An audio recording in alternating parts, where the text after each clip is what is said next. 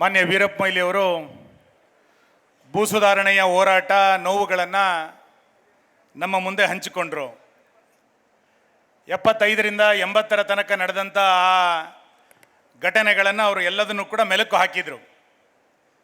ನಾವು ಯಾರೂ ಕೂಡ ಹುಟ್ಟಿರಲಿಲ್ಲ ಅವಾಗ.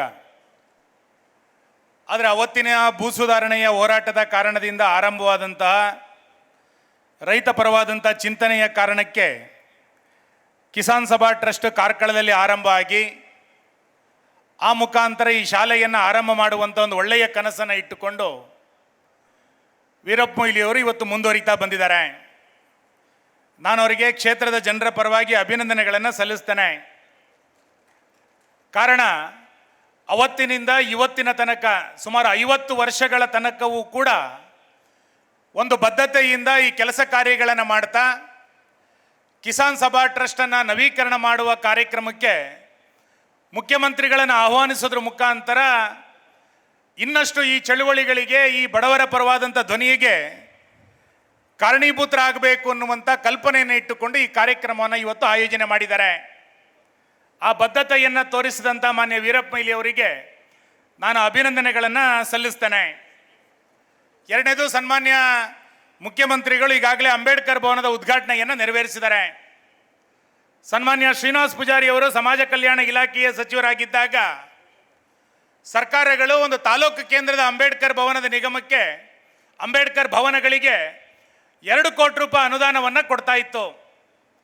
ಆದರೆ 2 ಕೋಟಿ ರೂಪಾಯಿ ವೆಚ್ಚದಲ್ಲಿ ಒಂದು ಸುಂದರವಾದಂಥ ಭವನವನ್ನು ನಿರ್ಮಾಣ ಮಾಡೋದು ಕಷ್ಟ ಅಂತೇಳಿ ಅವರಿಗೆ ಮನವರಿಕೆಯನ್ನು ಮಾಡಿಕೊಟ್ಟು ಸುಮಾರು 6 ಕೋಟಿ ರೂಪಾಯಿ ವೆಚ್ಚದಲ್ಲಿ, ಒಂದು ತಾಲೂಕು ಕೇಂದ್ರದಲ್ಲಿ 6 ಕೋಟಿ ರೂಪಾಯಿ ವೆಚ್ಚದಲ್ಲಿ ಅಂಬೇಡ್ಕರ್ ಭವನ ನಿರ್ಮಾಣ ಆಗಿ ಮುಖ್ಯಮಂತ್ರಿಗಳ ಕೈಯಿಂದ ಉದ್ಘಾಟನೆ ಆಗ್ತಾ ಇರುವಂಥದ್ದು ಅತ್ಯಂತ ಸಂತೋಷದ ಸಂಗತಿ. ಕಾರ್ಕಳ ಇವತ್ತು ಅತ್ಯಂತ ಹೆಮ್ಮೆ ಇದೆ.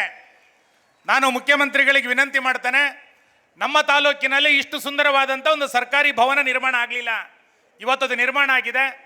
ಅದರ ಮುಂದುವರೆದ ಕಾಮಗಾರಿಗಳಿಗೋಸ್ಕರ ಇವತ್ತು ಕಾಂಪೌಂಡ್ ನಿರ್ಮಾಣ ಆಗಬೇಕು, ಪೀಠೋಪಕರಣಗಳಾಗಬೇಕು ಮತ್ತು ಅಲ್ಲಿ ಕುಡಿಯುವ ನೀರಿನ ವ್ಯವಸ್ಥೆಗಳಾಗಬೇಕು.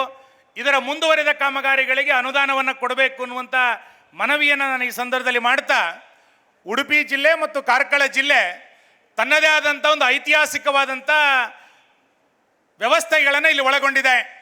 ಜೈನ ಅರಸರ ಕಾಲಗಳಿಂದ, ಜೈನ ಬಸದಿಗಳಿಂದ ಅತ್ಯಂತ ಪ್ರಸಿದ್ಧವಾಗಿರುವಂಥ ಈ ಕ್ಷೇತ್ರವನ್ನು ಪ್ರವಾಸೋದ್ಯಮದ ದೃಷ್ಟಿಯಿಂದ ಬೇರೆ ಬೇರೆ ಹಿನ್ನೆಲೆಗಳಿಂದ ನಾವು ಇದನ್ನು ಅಭಿವೃದ್ಧಿಯನ್ನು ಪಡಿಸುವಂಥ ಎಲ್ಲ ಪ್ರಯತ್ನಗಳು ಕೂಡ ಎಲ್ಲ ಸರ್ಕಾರದ ಕಾಲಘಟ್ಟದಲ್ಲೂ ಕೂಡ ಆಗ್ತಾ ಇದೆ.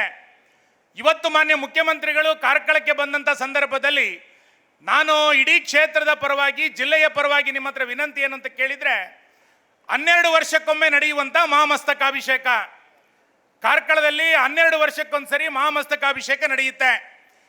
ಕರ್ನಾಟಕದಲ್ಲಿರುವಂಥ ಬಾಹುಬಲಿ, ಅತ್ಯಂತ ಪ್ರಸಿದ್ಧವಾಗಿರುವಂಥ ಬಾಹುಬಲಿ ಕಾರ್ಕಳದ್ದು. ಹಾಗಾಗಿ ಲಕ್ಷಾಂತರ ಜನ ಭಕ್ತರು ಆ ಮಸ್ತಕಾಭಿಷೇಕಕ್ಕೆ 2027ರ ಫೆಬ್ರವರಿಗೆ ಬರುವಂಥ ಸಂದರ್ಭದಲ್ಲಿ ಮೂಲಭೂತ ಸೌಕರ್ಯ ಮತ್ತು ಪ್ರವಾಸೋದ್ಯಮ, ಅಲಂಕಾರದ ದೃಷ್ಟಿಯಿಂದ ಒಂದು ದೊಡ್ಡ ಅನುದಾನವನ್ನು, ಒಂದು ಪ್ಯಾಕೇಜನ್ನು ಮಸ್ತಕಾಭಿಷೇಕಕ್ಕೆ ನೀವು ಕೊಡೋದ್ರ ಮುಖಾಂತರ ಮಸ್ತಕಾಭಿಷೇಕವನ್ನು ಸಿದ್ದರಾಮಯ್ಯನವರ ನೇತೃತ್ವದಲ್ಲಿ ಚೆನ್ನಾಗಿ ಮಾಡಿದರು ಕಾರ್ಕಳದ ಜನ ಅಂತ ಆಗಬೇಕು. ಆ ರೀತಿಯಾಗಿ ಮಾಡುವಂಥ ದೃಷ್ಟಿಯಿಂದ ನೀವೊಂದು ಒಳ್ಳೆಯ ಅನುದಾನವನ್ನು ಕಾರ್ಕಳಕ್ಕೆ ಕೊಡಬೇಕು ಅನ್ನುವಂಥ ವಿನಂತಿ ಈ ಸಂದರ್ಭದಲ್ಲಿ ಮಾಡ್ತಾ, ಹೆಬ್ರಿ ತಾಲೂಕು ರಚನೆ ಆಗಿ 4 ವರ್ಷವನ್ನು ಪೂರೈಸ್ತಾ ಇದೆ. ಅಲ್ಲಿರುವಂಥ ಆಸ್ಪತ್ರೆಯನ್ನು ತಾಲೂಕು ಆಸ್ಪತ್ರೆಯಾಗಿ ಮೇಲ್ದರ್ಜೆಗೆ ಏರಿಸಬೇಕಾಗಿದೆ.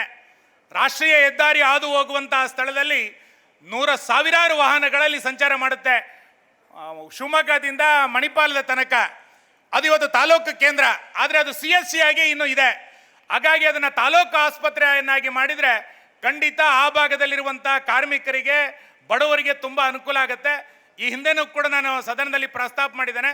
ದಯಮಾಡಿ ಹೆಬ್ರಿಯ ತಾಲೂಕು ಆಸ್ಪತ್ರೆಯನ್ನು, ಹೆಬ್ರಿಯ ಸಮುದಾಯ ಆರೋಗ್ಯ ಕೇಂದ್ರವನ್ನು ತಾಲೂಕು ಆಸ್ಪತ್ರೆಯಾಗಿ ಅದನ್ನು ಮೇಲ್ದರ್ಜೆಗೆ ಏರಿಸಲಿಕ್ಕೆ ಬೇಕಾದಂಥ ನಿಲುವನ್ನು ಸರ್ಕಾರ ತೆಗೆದುಕೊಳ್ಬೇಕು ಅನ್ನೋಂಥ ವಿನಂತಿಯನ್ನು ಮಾಡ್ತಾ, ಕಾರ್ಕಳದ ನರ್ಸಿಂಗ್ ಕಾಲೇಜು ಮತ್ತು KJTTI college, Karnataka German training technology centre, ಇವೆರಡೂ ಕೂಡ ಪ್ರಾರಂಭ ಆಗಿದೆ. ಆದರೆ ಸ್ವಂತ ಕಟ್ಟಡವನ್ನು ಹೊಂದಿಲ್ಲ. ಅದಕ್ಕೆ ಸ್ವಂತ ಕಟ್ಟಡವನ್ನು ಹೊಂದಲಿಕ್ಕೋಸ್ಕರ ಬೇಕಾದಂಥ ಅನುದಾನವನ್ನು ಸರ್ಕಾರ ಕೊಡಬೇಕು ಅನ್ನೋಂಥ ವಿನಂತಿಯನ್ನು ಮಾಡಿ, ನಾನು ಕೊನೆಯದಾಗಿ ಮಾನ್ಯ ಮುಖ್ಯಮಂತ್ರಿಗಳ ಗಮನವನ್ನು ಸೆಳೀತಾ ಇರುವಂಥದ್ದು, ಇಡೀ ಜಿಲ್ಲೆಯ ಜನ ಕೆಂಪು ಕಲ್ಲು, ಮರಳು ಮತ್ತು ಮಣ್ಣು ಇದರಿಂದ ಬಹಳ ದೊಡ್ಡ ಪ್ರಮಾಣದಲ್ಲಿ ಸಮಸ್ಯೆಗಳನ್ನು ಎದುರಿಸ್ತಾ ಇದ್ದಾರೆ. ಮತ್ತು ಗ್ರಾಮೀಣ ಪ್ರದೇಶದಲ್ಲಿ 9 and 11 ಸಮಸ್ಯೆಯ ಕಾರಣಕ್ಕೆ, ಪ್ರಾಧಿಕಾರದ ಸಮಸ್ಯೆಯ ಕಾರಣಕ್ಕೆ ಜನ ಸಮಸ್ಯೆಗಳನ್ನು ಎದುರಿಸ್ತಾ ಇದ್ದಾರೆ. ಹಾಗಾಗಿ ಆ ನಿಯಮಾವಳಿಗಳನ್ನು ಸ್ವಲ್ಪ ಸಡಿಲ ಮಾಡಿದರೆ ನಮ್ಮ ಜಿಲ್ಲೆಯ ಜನರ ಬದುಕು ಕೆಂಪು ಕಲ್ಲಿನ ಮೇಲೆ ನಿಂತಿದೆ, ಮರಳಿನ ಮೇಲೆ ನಿಂತಿದೆ, ಮಣ್ಣು ಸಾಗಾಣಿಕೆ ಮೇಲೆ ನಿಂತಿದೆ ಮತ್ತು 9 and 11 ಮೇಲೆ ನಿಂತಿದೆ ಪ್ರಾಧಿಕಾರದಲ್ಲಿ. ಹಾಗಾಗಿ ಈ ನಿಯಮಾವಳಿಗಳನ್ನು ಸಡಿಲ ಮಾಡೋದ್ರ ಮುಖಾಂತರ ಜಿಲ್ಲೆಯ ಅಭಿವೃದ್ಧಿಗೆ ಬಹಳ ದೊಡ್ಡ ಪ್ರಮಾಣದಲ್ಲಿ ನೀವು ಸಹಕಾರವನ್ನು ಕೊಡಬೇಕು. ಸಂಬಂಧಪಟ್ಟಂಥ ಜಿಲ್ಲಾಡಳಿತಕ್ಕೆ ಮತ್ತು ಸಂಬಂಧಪಟ್ಟಂಥ ಅಧಿಕಾರಿಗಳಿಗೆ ನೀವು ಸೂಚನೆಯನ್ನು ಕೊಟ್ಟು ಈ 3 ವಿಷಯಕ್ಕೆ ಸಂಬಂಧಪಟ್ಟಂತೆ ಸ್ವಲ್ಪ ನಿಯಮಾವಳಿಗಳನ್ನು ಸಡಿಲ ಮಾಡಬೇಕು ಅನ್ನುವಂಥ ವಿನಂತಿಯನ್ನು ಈ ಸಂದರ್ಭದಲ್ಲಿ ನಾನು ಮಾಡ್ತಾ, ಮುಖ್ಯಮಂತ್ರಿಗಳಾದ ನಂತರ ಕಾರ್ಕಳಕ್ಕೆ ಮೊದಲನೇ ಬಾರಿಗೆ ಬಂದಂಥ ನಿಮಗೆ ಇಡೀ ಕಾರ್ಕಳದ ಜನತೆಯ ಪರವಾಗಿ ನಾನು ಮತ್ತೆ ಮತ್ತೆ ಅಭಿನಂದನೆಗಳನ್ನು ಸಲ್ಲಿಸ್ತಾ, ಈ ಎಲ್ಲ ಕಾರ್ಕಳದ ಬೇಡಿಕೆಗಳನ್ನು ಈಡೇರಿಸುವಂಥ ನಿಟ್ಟಿನಲ್ಲಿ ನಿಮ್ಮ ಆಶ್ವಾಸನೆಯ ಮಾತುಗಳು ನಮಗೆ ಬೇಕು ಅನ್ನುವಂಥ ವಿನಂತಿಯನ್ನು ಮಾಡಿ ಇಡೀ ಕಾರ್ಯಕ್ರಮವನ್ನು ಆಯೋಜನೆ ಮಾಡಿ ಒಂದು ಶಿಕ್ಷಣ ಕ್ಷೇತ್ರದ ಕೆಲಸವನ್ನು ಮಾಡ್ತಾ ಇರುವಂಥ ವೀರಪ್ಪ ಮೊಯ್ಲಿ ಅವರನ್ನು ಮತ್ತು ಇಡೀ ಟ್ರಸ್ಟಿಗೆ ನಾನು ಅಭಿನಂದನೆಗಳನ್ನು ಸಲ್ಲಿಸ್ತೇನೆ.